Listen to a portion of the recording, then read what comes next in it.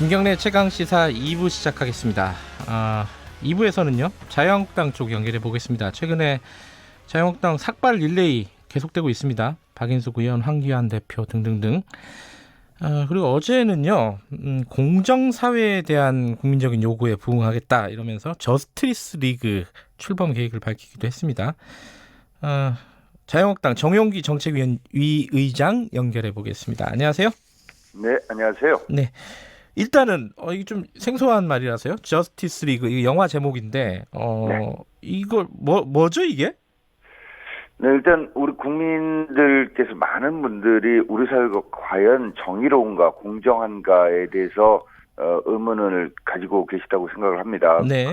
특히나 이 정부는 국가적인 이 탄핵 위기 속에서 태어났는데요. 이 태어난 과정에서 공정한 세상 만들겠다라고 또 얘기를 많이 했습니다. 그런데 2년 반 가까이 지금 돼가고 있는데 정말 이 겉으로는 공정을 얘기했는데 그 가면 뒤에 감춰져 있던 어떤 탐욕, 불의 이런 민낯이 드러나면서 어떤 국민적으로 일종 정신적인 어떤 이 아노미 이런 상황까지 지금 있다고 생각됩니다. 그래서 정책 궁극의 목적이 국민 통합, 공동체 통합 아니겠습니까? 네, 그 통합을 하는 길은 내가 공정한 공동체에 살고 있다라는 믿음이 있을 때 통합이 가능하다고 생각됩니다. 그래서 공정한 세상, 정의와 공정으로 하나 되는 이런 대한민국 이런 비전을 저희가 세우고 이 비전을 이루어내는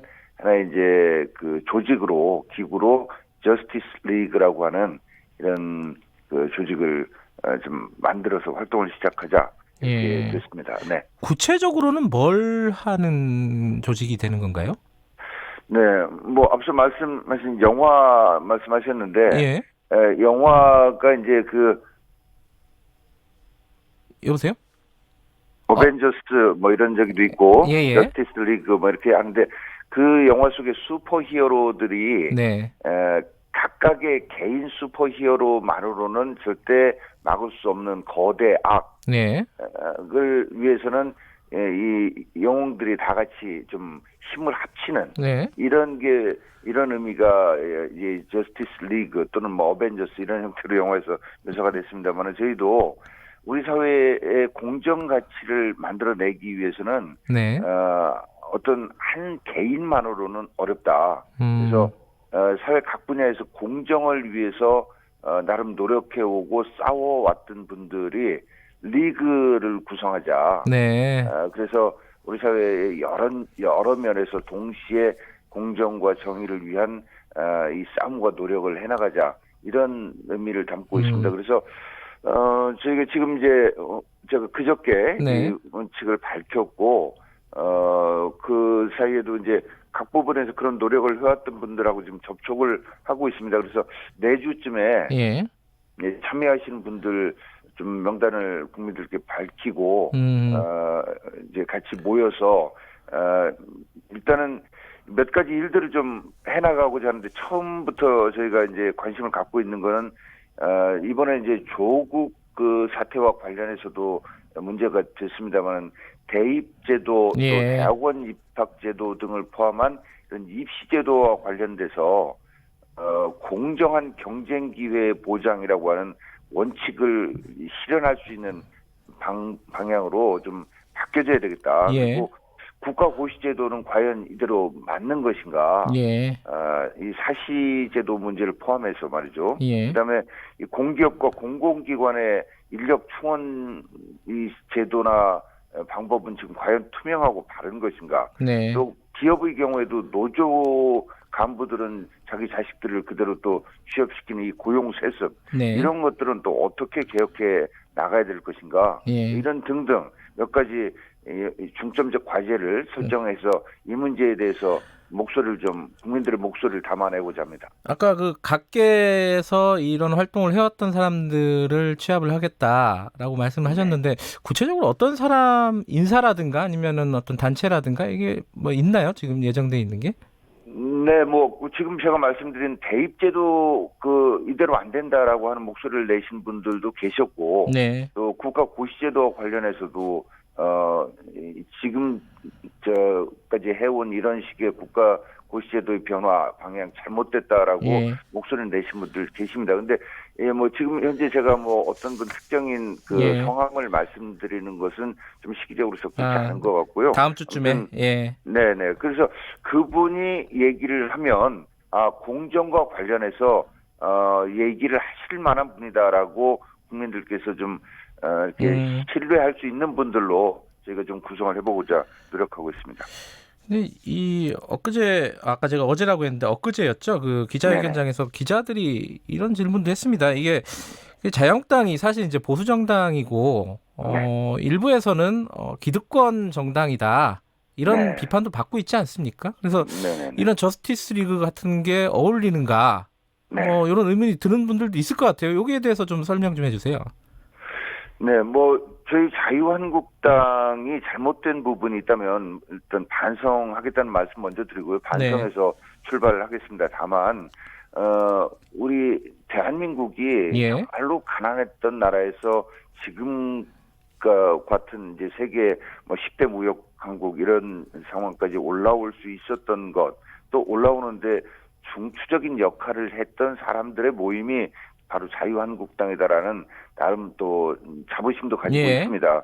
그리고 자유한국당의 구성원들을 보면 이런 국가적으로 어떻게 보면 경제적으로 이렇게 성장하는 과정에서 열심히 경쟁을 통해서 살아온 분들이 주류다. 그렇지 아는 분들이 혹시 있을지 모르겠습니다만, 제가 그분들께 결례가 될지 모르겠습니다만, 예를 들자면 황교안 대표의 경우에 정말 가난한 고물상집 아들이었습니다.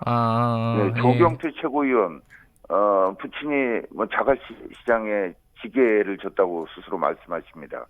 정미경 최고위원 같은 경우에도 정말 군인의 여러 자녀 중에 한 명이었고, 그 군인이 부유한 집안 결코 아니었던 것 같고요. 알겠습니다. 김광림 최고위원 역시 정말로 어렵게 공부를 하신 분이고, 저 역시도 정말 어려운 집안 형편 속에서 나름 정말 공정한 경쟁 이걸 통해서 이렇게 어떻게 보면 이 공동체 책임을 지는 위치까지 왔습니다. 그래서 저희 한국당 지도부만 봐도 이게 과연 저희가 그렇게 불공정하게 특권과 반칙을 누려온 이런 집단이라고 이렇게 매도되는 것은 또 잘못된 면이 분명히 있다. 이런 점을 좀 말씀드리고 싶습니다.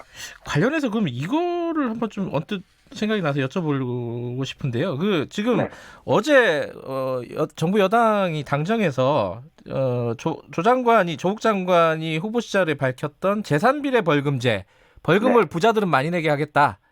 네네. 요거 어떻게 생각하십니까? 이게 공정 정의에 맞는 것 같기도 하고요.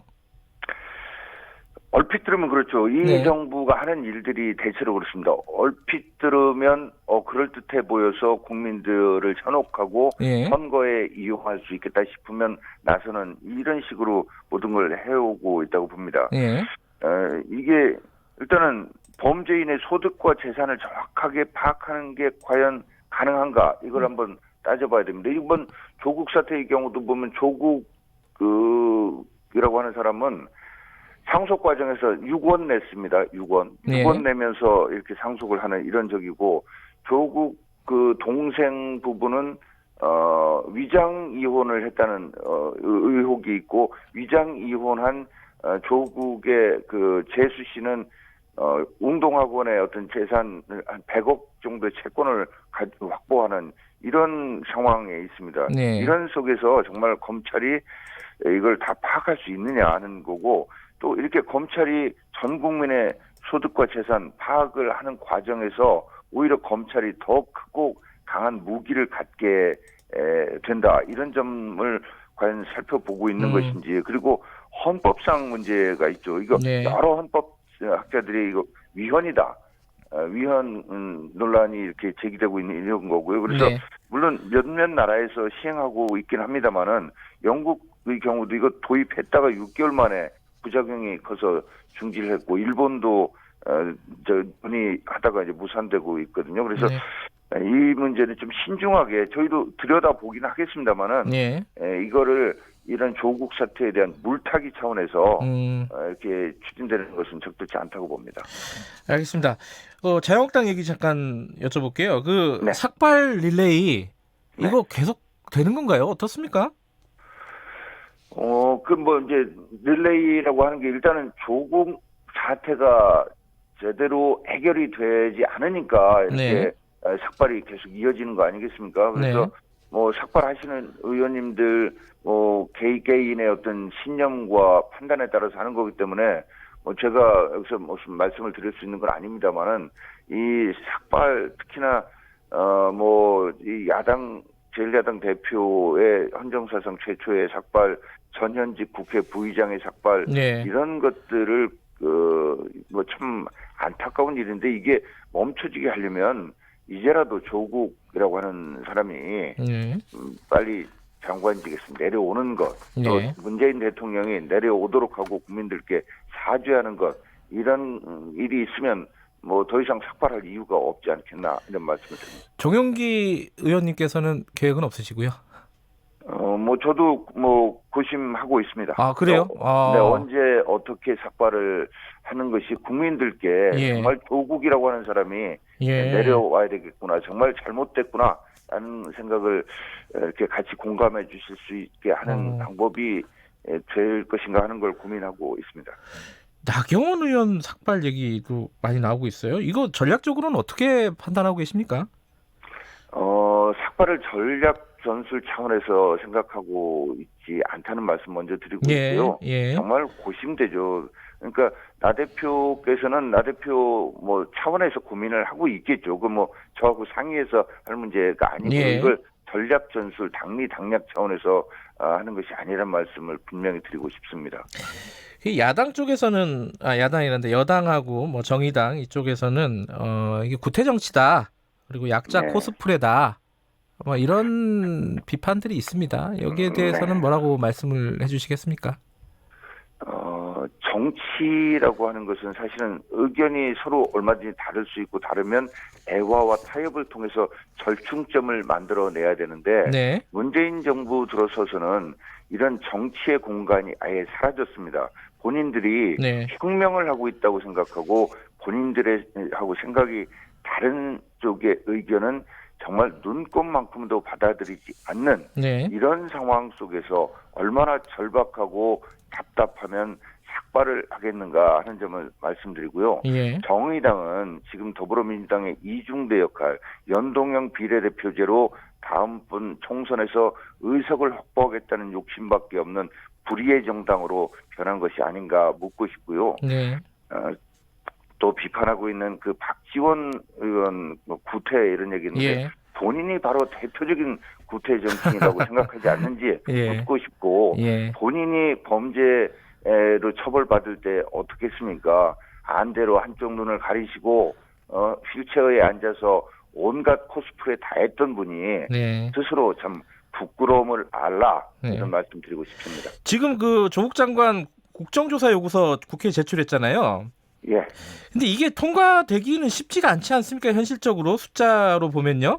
이게 야당 간에 공조가 이루어져야 된다는 현실적인 문제가 있습니다. 그러니까요. 그 공조를 위해서 저희 원내 지도부에서도 열심히 노력을 하고 있습니다. 그리고 결국은 국민 여론이 저희의 국정조사나 필요하다면 특검이나 해임 건의안 역시 마찬가지입니다. 저희의 동력은 결국 국민들의 여론, 민심이라고 생각을 하고 있습니다. 조국 장관 관련된 수사가 계속 진행 중입니다. 지금까지 수사 내용으로 보면은 좀 어떻게 평가를 하고 계십니까? 수사 상황은? 글쎄 현재까지 보면 검찰이 나름 수사를 신속하게 진행을 하고 있다는 점을 높이 평가합니다. 그거와 동시에 조국 장관이라고 하는 이 사람이 장관 되고 나서 검찰 수사에 대해서 압박을 가하고 수사 방해를 하고 있고 직권을 남용하고 있다라고 보여져서 앞으로 검찰의 어떤 행보를 잘 저희는 그 예의주시하고 필요하면 특검을 통해서 이제 진실을 밝히는 이런 방법까지도 고려하고 있다라는 이 정도 말씀드리겠습니다. 자유한국당에서는 그러니까 나경원 원내대표 측에서는 뭐 물타기다라고 얘기는 하고 있지만 지금 고발이 됐습니다. 고발이 돼서 나경원 원내대표 아들 딸 특혜 의혹도 지금 수사를 하려고 하고 있는데 네. 이게 조국 후보의 딸이나 나경원 대표 아들이나 뭐 별로 다르지 않다. 뭐 이런 얘기들도 있습니다. 여기에 대해서는 어떻게 생각하세요? 일단 고발이라고 하는 행위 자체가 네. 어떤 배우 조종에 의해서 고발이 된 거 아닌가 시민 단체에 의논합니다만은 네. 정치적인 어떤 배우 조종에 의해서 고발된 것 아닌가 하는 저희가 의혹을 가지고 있습니다. 근데 일단 나경원 대표하고 조국 장관의 경우는 일단 뭐 경우가 다른 게 조국이라고 하는 사람은 법무장관의 네. 말 그대로 미니스트리 오브 저스티스의 책임자가 되겠다고 하는 사람이 이러냐 하는 이런 차이가 있죠. 나 대표는 그런 게 아니잖아요. 나 뭐 이런 얘기를 어떤 분 합니다. 그럼 나 대표 총리 한번 하면서 제대로 한번 검증을 해보자. 예. 뭐 이런 얘기도 있다는 말씀을 드리면서 세 번째는 자녀들의 경우에도 조국 장관의 딸의 경우에는 실력이 되지 않는데 가짜로 모든 것을 뭐 표창장도 만들고 스펙을 만들고 또 성적이 안 되는데도 장학금을 받고 이런 것들이 국민적 공분을 불러일으켰다면 나 대표 자제의 경우는 그런 모든 측면에서 볼 때 아주 우수한 학생이었다라고 하는 이런 점들이 뭐 드러나고 있어서 알겠습니다. 일단은 국민들께서 아실 거라고 생각합니다. 알겠습니다. 오늘 말씀 여기까지 드릴게요. 고맙습니다. 네, 감사합니다. 자유한국당 정용기 정책위의장.